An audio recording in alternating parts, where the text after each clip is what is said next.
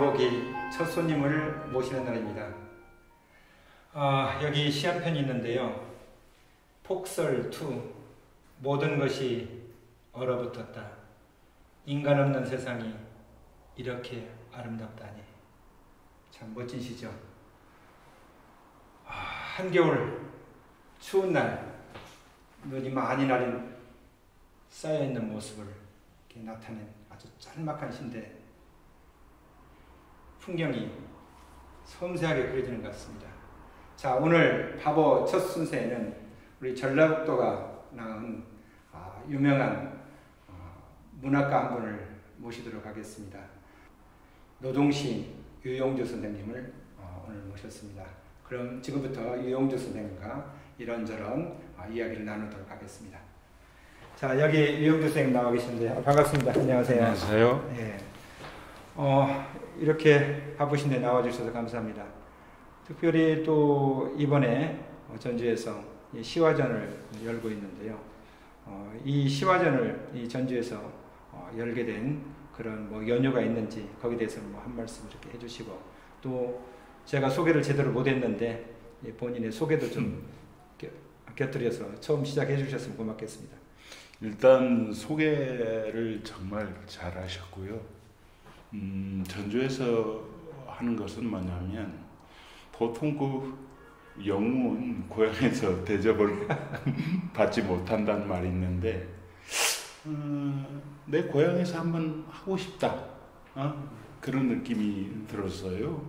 뭐 처음이자 마지막인데 전주에서 한번 하자.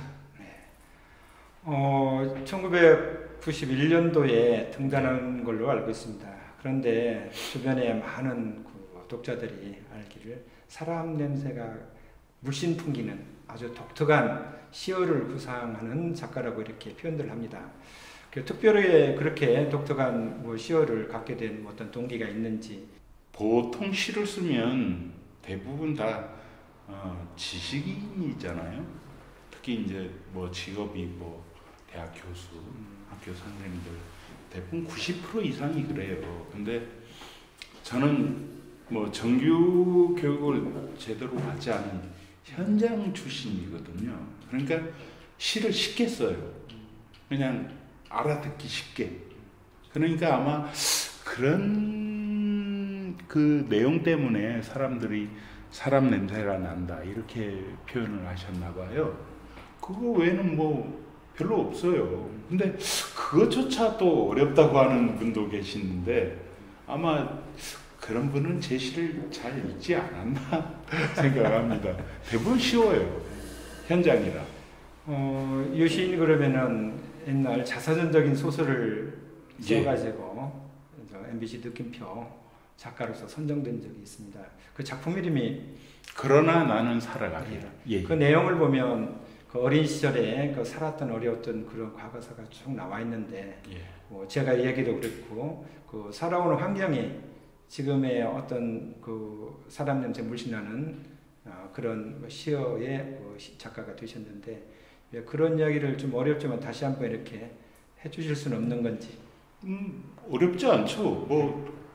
여기 말로 똥구녕이 찢어지게 가난했다 하는데 그때 대부분 다 가난했어요. 그렇죠. 그리고 60년대, 70년대 인홍 현상이 심했죠. 대부분. 그 중에 하나고요.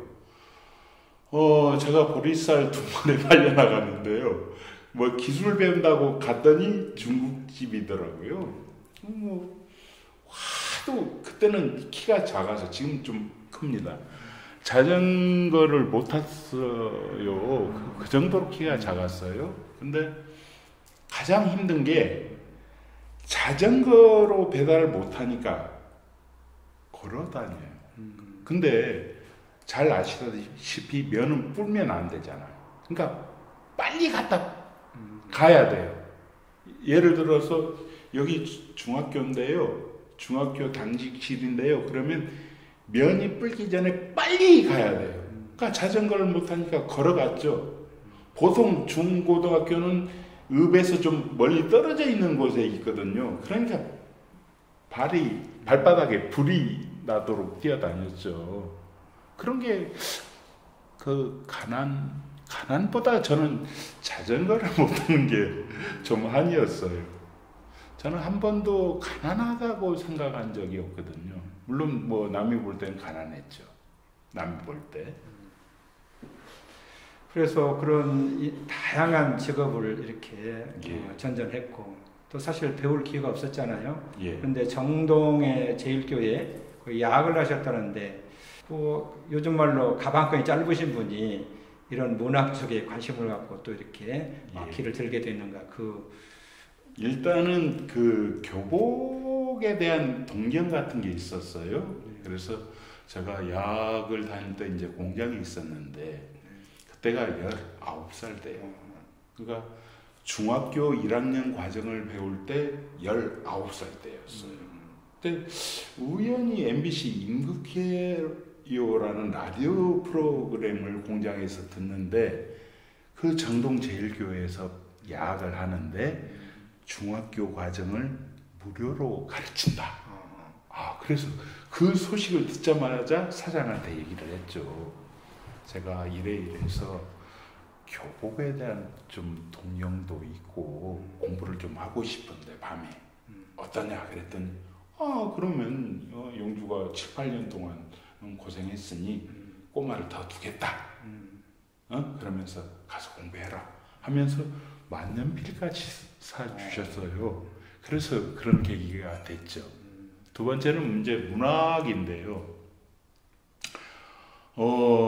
실질적으로 대학에서 뭐 대학 교수나 미국 가서 이제 학위 있다고 온 사람들 보면 굉장히 많이 배웠어요. 정규교육을. 그런 사람을 따라가려면 독서밖에 없는데 제가 여태까지 한 10,000권이 넘게 책을 읽었단 말입니다. 그 따라잡기 위해서.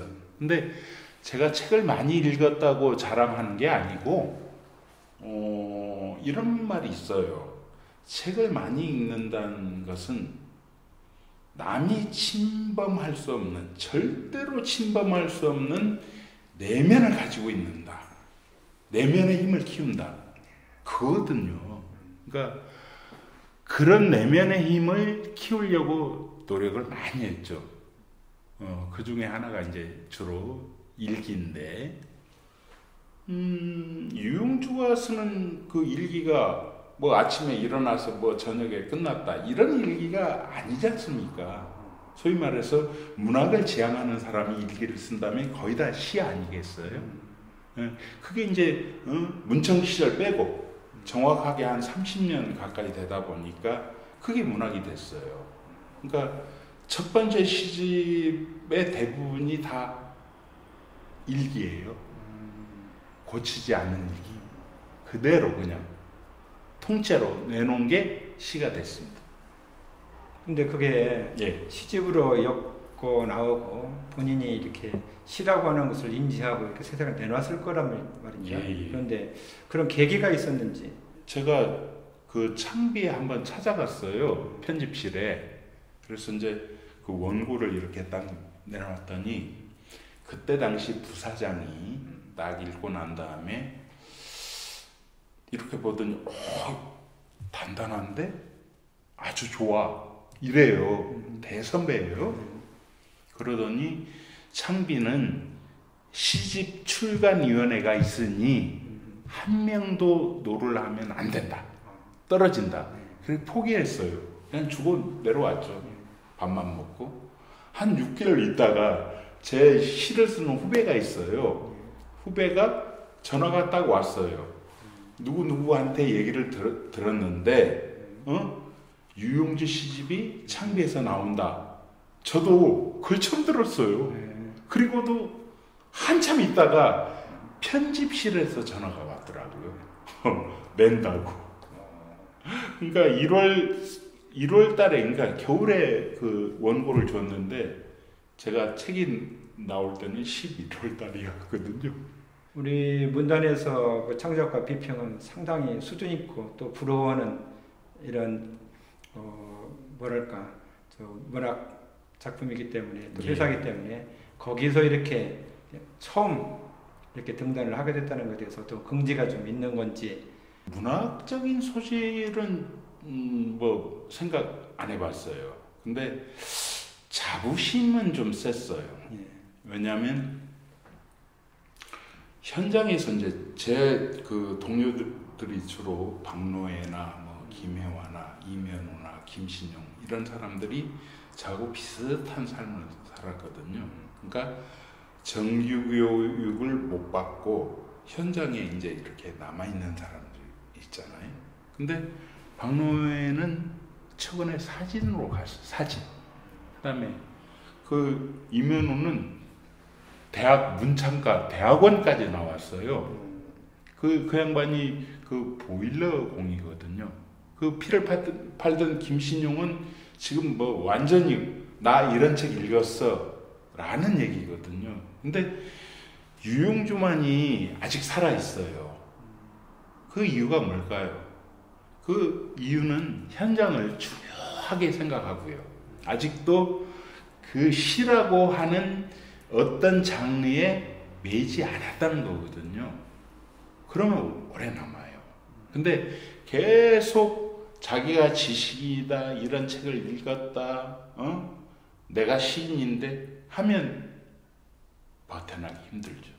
제 속으로 유영주보다 뛰어난 시인은 없다 이렇게 생각해요. 그러니까 그게 이제 저를 버티는 힘인데 어떻게 보면 남들이 웃을 거예요. 그러니까 시 자체로 작품 자체로 놓고 볼 때는 유영주를 능가하는 시가 없다 이렇게 뭐 착각이라도 좋아요. 착각하고 있죠. 근데 그 남들이 다 알아주잖아요. 네, 그렇습니다. 네, 그런 자부심이 좀 있는 게 여태까지 문학을 놓지 않고 끌어온 어떤 계기가 되지 않았나 싶어요. 앞으로도 그렇고.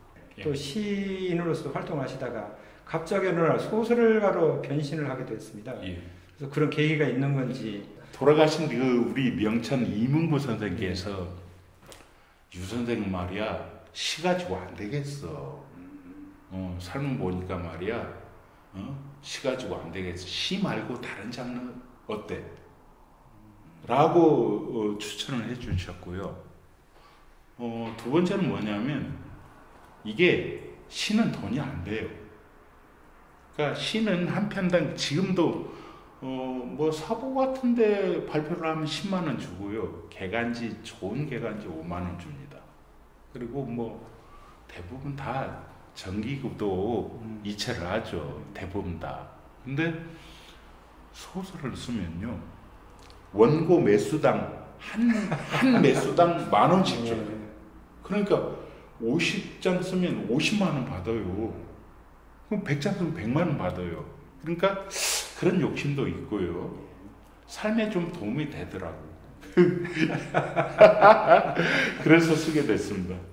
사실 그 많은 직업을 전전을 하셨다고 했어요. 예. 근데 여러 가지 그 직업들이 무엇이든지 또 그 중에서 또 목수라고 이렇게 얘기를 하거든요. 예수님도 목수라고 했습니다. 예. 그래서 어떤 그 직업이 사실 소설을 쓰지 않았더라면 제일 알맞았는지. 그 목수는요, 제가 일부러 냈어요. 왜냐하면 그 현장 일 중에 목수도 있고 토수도 있고 전기도 있고 배관도 있는데 그 중에 일당이 가장 세요. 목수. 그럼 지금 소설가로서 좀 어떻게 좀 경제적으로는 좀 풍성하신가요? 예, 내년에 예. 소설이 나오는데요. 많이 썼어요.